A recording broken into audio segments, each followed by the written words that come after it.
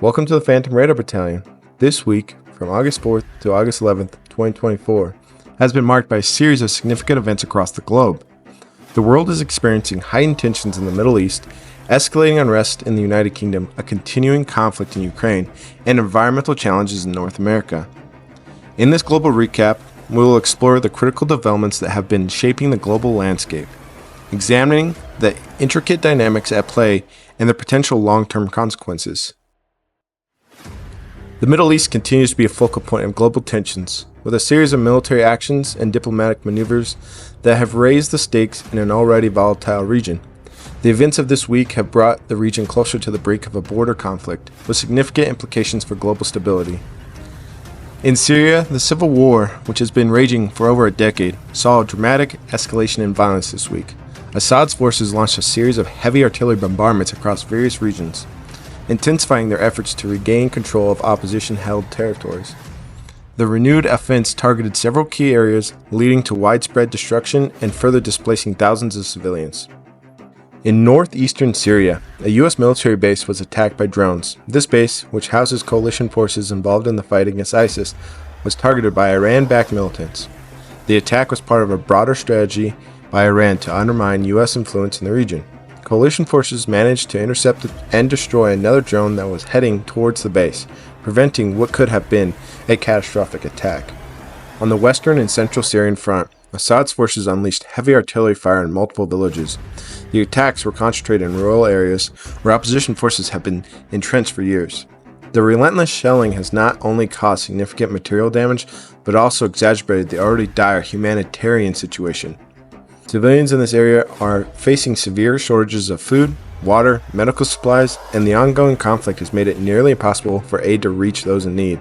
The southern regions of Syria were also hit hard by Assad's forces. Artillery strikes targeted several towns and villages, resulting in widespread destruction.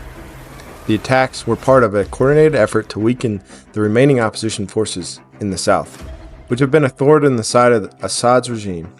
These strikes have led to a new wave of displacement, with thousands of civilians fleeing their homes in search of safety. The White House has issued a statement expressing deep concern over the situation in Syria, warning that the escalation of violence could spill over into neighboring countries and potentially ignite a broader regional conflict. The statement emphasized the importance of diplomatic efforts to de-escalate the situation, but acknowledged the growing risk of a wider war. Iran has been at the center of regional tensions this week, with its actions raising alarms in both Washington and Tel Aviv.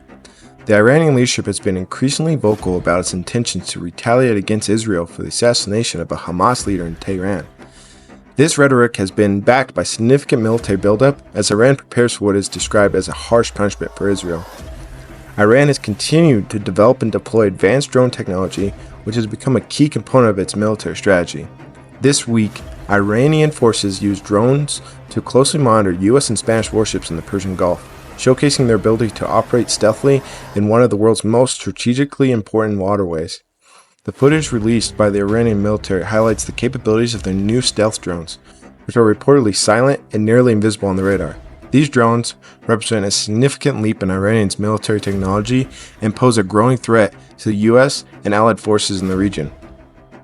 Iran's military capabilities have been further enhanced by deepening alliances with Russia and China. Both countries have pledged military support to Iran, providing it with advanced weapon systems and technology. This week, reports emerged that Russia has delivered several S-400 missile defense systems to Iran, a move that significantly boosts Iran's ability to defend against potential airstrikes. The S-400 is one of the most advanced missile defense systems in the world, capable of intercepting a wide range of airborne threats. The delivery of these systems to Iran is a clear signal of Russia's commitment to supporting Iran in its confrontation with the West. The assassination of a Hamas leader in Tehran has put Israel on high alert. Iranian leaders, including senior commanders of the Revolutionary Guard, have vowed to avenge the killing, with many in the region fearing that this could trigger a major military conflict. The Israeli government has responded by increasing security measures, particularly around key military and civilian infrastructure. Bomb shelters across the country have been opened, and critical government meetings have been moved to secure underground bunkers. The Israeli military has also been placed on high alert, with additional forces being deployed to the northern border in anticipation of potential attacks. The White House has expressed its concern over the potential escalation, with officials working behind the scenes to prevent the situation from spiraling into a full-blown regional war. However, there is growing uncertainty about whether these diplomatic efforts will be successful, as both Iran and Israel appear to be preparing for the possibility of a military confrontation. The Gaza Strip remains a flashpoint in the Israel-Palestine conflict. With violence continuing this week, Israeli airstrikes in the region have resulted in significant casualties, deepening the humanitarian crisis and further complicating efforts to reach a ceasefire agreement. This week, Israeli airstrikes targeted several locations in central Gaza, including residential areas. One of the most devastating attacks occurred when an Israeli airstrike hit a residential house, killing 5 members of a single family. The strike has drawn widespread concern from Palestinian officials and human rights organizations, who accuse Israel of violating international law by targeting civilians. In another tragic incident, Israel's shelling struck a tent near a school in central Gaza, killing 4 people. The shelling occurred in an area where many displaced families had sought refuge, exacerbating the already dire situation for civilians caught in the crossfire. The attack has further strained situations between Israel and the international community, with calls for an immediate ceasefire growing louder. Amid the ongoing violence, diplomatic efforts to de-escalate the situation continue. President Biden, along with the leaders from Qatar and Egypt, have called for final negotiations between Israel and Hamas. Scheduled for August 15th, the talks are aimed at establishing a ceasefire and addressing the broader issues at the heart of the conflict. However, the continued violence on the ground has cast a shadow over these efforts, with many doubting whether a lasting peace can be achieved. The situation in Gaza remains precarious, with both sides showing little willingness to compromise. As the conflict drags on, thousands of civilians bear the brunt of the violence. The UK has been rocked by widespread unrest this week, with a series of protests and riots that have exposed deep divisions within British society. The unrest was sparked by a tragic crime in Southport, which quickly escalated into a national crisis, drawing attention to the country's long-standing issues of immigration, economic disparity, and social inequality. The unrest began in Southport, a town in the northwest of England, where a horrific crime shocked the local community and ignited widespread anger. The initial protests in Southport quickly spread to other major cities, including Manchester, Liverpool, and London, where the demonstrations escalated into violent confrontations between protesters and the police. Manchester and Liverpool saw the protests turn into full-scale riots, with thousands of people taking to the streets. These riots were characterized by widespread looting, arson, and clashes with the police. In Manchester, several buildings were set on fire, and businesses were ransacked by rioters. The police struggled to contain the violence, with reports of officers being attacked with bricks, bottles, and other projectiles. In Liverpool, the situation was also chaotic, with rioters targeting police stations and government buildings. The city center was effectively shut down as authorities imposed a curfew in an attempt to restore order. In the capital city, London saw some of the most intense violence, with large-scale protests turning into riots in several districts. The unrest in London was fueled by long-standing grievances over economic inequality, immigration, and preconceived government corruption. Rioters clashed with police in multiple locations, and several public buildings were vandalized. The government responded by deploying additional police forces to the city, but the situation remained volatile, with sporadic outbreaks of violence continuing throughout the week. The British government's response to the unrest has been swift and severe. Prime Minister Boris Johnson, facing one of the most significant crises of his tenure, vowed to restore law and order, promising that those responsible for the violence will be held accountable. The government's crackdown on the unease has resulted in over 400 arrests, though some sources suggest the actual number could be much higher. The arrests have targeted not only those involved in the rioting, but also individuals accused of inciting violence online. The police have been using advanced surveillance techniques, including facial recognition technology, to identify and apprehend suspects. The use of such technology has raised concerns among civilian liberty groups, who argue that it represents an overreach by the state. In an effort to control the spread of misinformation and prevent further violence, the government imposed internet blackouts on several police websites and social media platforms. Access to these websites was blocked for users in certain regions, and online content deemed to be inciting violence was censored. The government's actions have been criticized as an infringement on free speech, with many arguing that it sets a dangerous precedent for future crises. British media's portrayal of the events has been widely criticized for being overly simplistic and biased. Mainstream outlets have been accused of downplaying the underlying causes of the unrest and focusing too much on the violence itself. This has fueled anger among the public, particularly among those who feel that their voices are not being heard. The media's coverage has also been accused of stoking divisions within society, with some outlets being seen as taking sides in the conflict. The unrest has exposed deep divisions within British society, with various factions involved in the violence. These include ethnic Britons, members of Muslim Defense League, far-left groups like Antifa, and climate activists. Each of these groups has its own agenda, but their involvement in the unrest has further complicated the situation, making it difficult to find a path towards a resolution. The unrest in Northern Ireland has been particularly concerning, with the region experiencing some of the most intense violence of the week.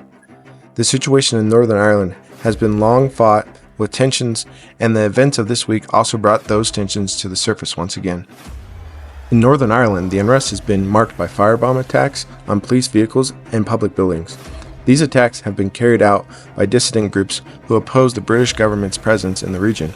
The firebombs have caused significant damage and further strained relationships between the local population and the authorities.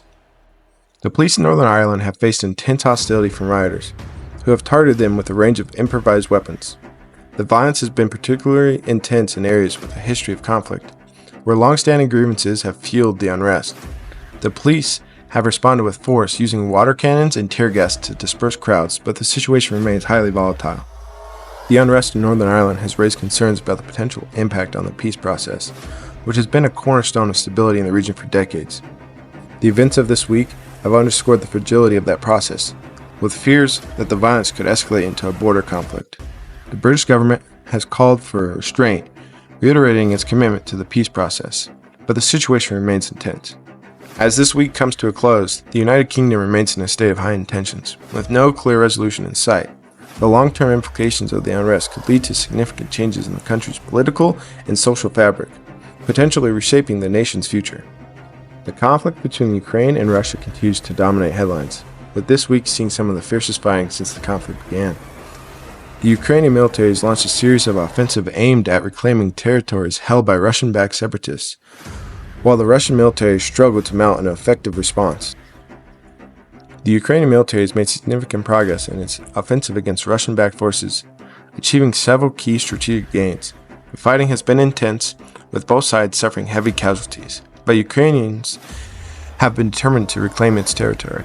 In eastern Ukraine, Ukrainian forces have pushed deep into territories held by Russian-backed separatists. The offensive has been led by a combination of artillery bombardments, airstrikes, and ground assaults, all aimed at overwhelming the separatist defense. Ukrainian troops have managed to recapture several towns and villages, dealing a significant blow to the separatist hold on the region. A major focus of the Ukrainian offense has been to disrupt the supply lines that provide the separatists with weapons, ammunition, and other essential supplies. Ukrainian forces have targeted key supply routes, using airstrikes and artillery to cut off the flow of supplies to the front lines. This strategy has put the separatists on the back foot, forcing them to retreat from some of their positions. The fight has taken a heavy toll on both sides, with hundreds of soldiers and civilians reported killed or wounded. The humanitarian situation in the conflict zone has deteriorated rapidly, with thousands of civilians fleeing the violence. The Ukrainian government has set up temporary shelters for displaced people, but the sheer scale of this displacement has overwhelmed local resources. Aid organizations have been working to provide assistance, but the ongoing conflict has made it difficult to reach those in need.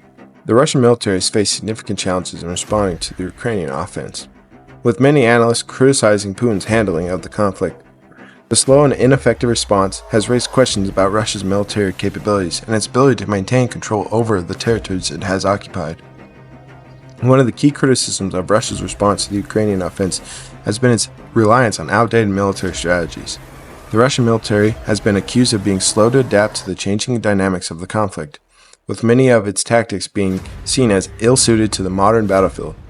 This has allowed Ukrainian forces to gain the upper hand in several key areas, despite being outnumbered and outgunned. Both sides have engaged in extensive propaganda efforts, using the media and social networks to shape public perception of the conflict. The Russian government has sought to downplay its losses and portray the Ukrainian offense as a failure, while Ukraine has emphasized its success and highlighted the weakness of Russian military. The information warfare has made it difficult for outside observers to get a clear picture of the situation on the ground. with conflicting reports emerging from both sides.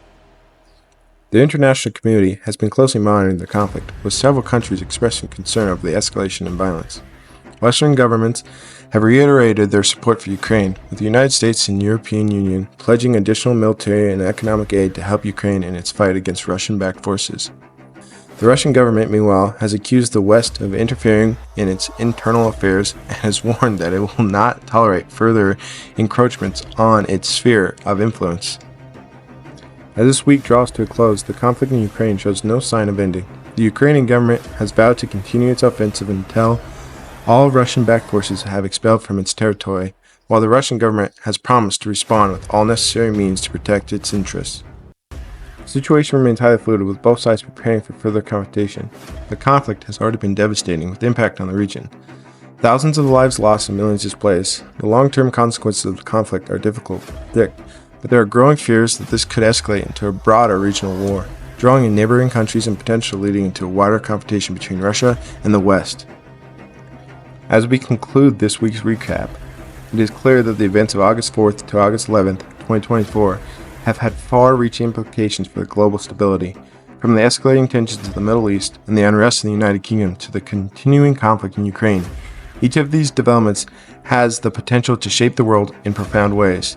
Thank you for tuning into the Phantom Radar Battalion. Don't forget to like, share, and subscribe for more news and insights. Stay informed, and we'll see you next time as we continue to monitor the pulse of the global events.